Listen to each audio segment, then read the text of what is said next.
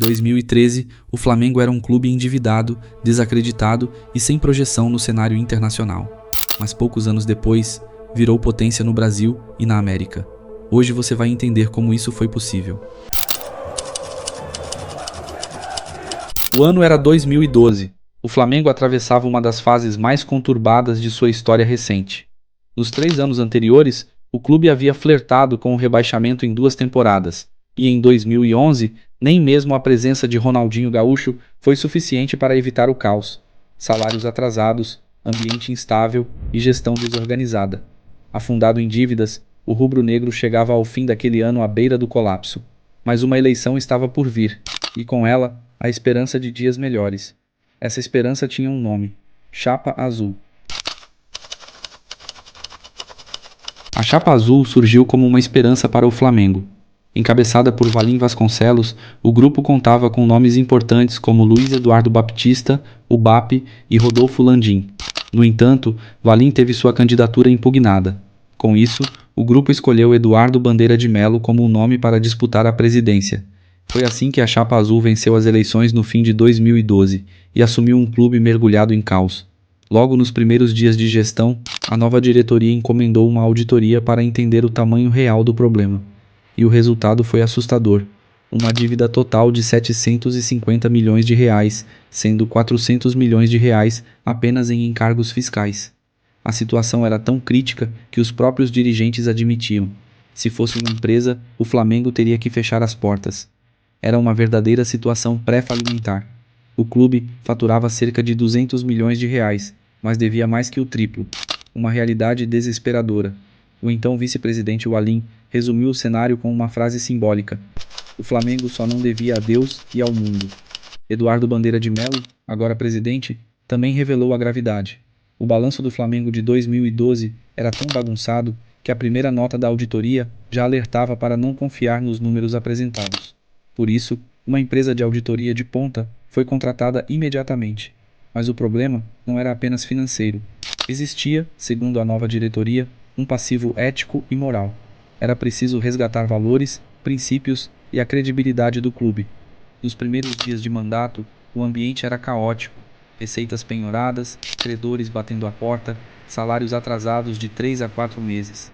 Eram mais de 600 ações trabalhistas e nomes históricos como Ronaldinho, Romário, Petkovic e Joel Santana figuravam entre os credores. Havia quem pensasse em desistir.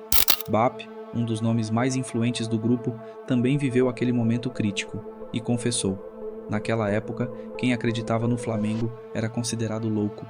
A missão da Chapa Azul parecia impossível, mas era apenas o começo de uma longa virada. A primeira medida foi dura, mas necessária: cortar na própria carne. Em 2012, Wagner Love era o principal nome do Flamengo, mas sem condições financeiras para pagar ao CSKA pela contratação do atacante, a nova diretoria não hesitou. Um acordo foi feito e o jogador retornou ao clube russo. A decisão gerou uma avalanche de críticas, mas o recado estava dado: era hora de colocar as contas em dia. Outros ídolos, como Ibson e Renato Abreu, que tinham salários altos, também deixaram o clube. A prioridade agora era uma só: sanear as finanças. E para isso, economizar virou a principal estratégia. Na montagem do elenco para 2013, o Flamengo apostou em nomes desconhecidos do grande público, como Val, Bruninho e Amaral. Enquanto isso, os rivais do Rio ostentavam estrelas: Seedorf no Botafogo, Fred e Deco no Fluminense e Juninho Pernambucano no Vasco. Mesmo diante do contraste, a diretoria manteve firme o plano: cortar na carne. E mesmo sob pressão, não voltou atrás. Internamente, o clube trabalhava com responsabilidade financeira e esportiva. Sabia que o risco de rebaixamento existia, e em alguns momentos foi real. O time chegou a ocupar a lanterna do Campeonato Brasileiro. Mesmo com um elenco modesto, reforços desconhecidos e quase nenhum investimento dentro de campo, o Flamengo surpreendeu e conquistou a Copa do Brasil de 2013. Foi uma conquista histórica que aliviou a pressão sobre a nova diretoria e deu ao torcedor um alento em meio a um processo de reestruturação. Mas a realidade bateu a porta novamente. Ao final do Brasileirão daquele ano, o Flamengo terminou com 45 pontos, na 16ª colocação, a última posição fora da zona de rebaixamento. O clube perdeu pontos por conta da escalação irregular de André Santos e só não foi rebaixado porque a Portuguesa também cometeu o mesmo erro com Everton e acabou punida. No ano seguinte, 2014, o início do Brasileirão foi novamente preocupante. O time chegou a ocupar a lanterna da competição e o risco de queda era real. A chegada do técnico Vanderlei Luxemburgo trouxe fôlego e uma arrancada salvou o clube da degola. Para muitos dirigentes, esse foi o momento mais crítico da gestão. Houve pressão interna para abandonar o projeto de austeridade, parar de pagar impostos, contratar jogadores no exterior e fazer contratações de impacto, mas a cúpula rubro-negra resistiu. O grupo que iniciou a transformação bateu o pé e manteve o rumo. Sabiam que, se recuassem naquele momento, tudo poderia desmoronar.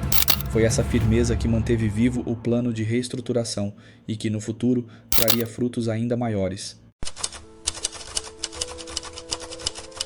Depois de cortar na carne em 2013 e 2014, o Flamengo deu uma respirada em 2015. Depois de a torcida comprar o barulho nos anos anteriores, o rubro-negro vivia o terceiro ano com salários em dia e dívidas diminuindo.